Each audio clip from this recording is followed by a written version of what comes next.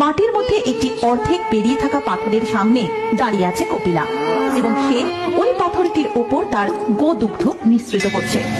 এই দৃশ্য দেখে গোটা গ্রামবাসী হতবাক হয়ে পড়ে এবং তারপর মাটি খুঁড়ে সেই পাথরটিকে তুলে আনা হয়। রাজা স্বয়ং সেই পাথরটিকে তার গৃহে নিয়ে যান এবং সেই রাত্রেই রাজা স্বপ্নে দেখেন, বিষ্ণুদাস, ওঠো বিষ্ণুদাস, ওই পবিত্র পাথরের মধ্যে স্বয়ং আমি বিরাজমান।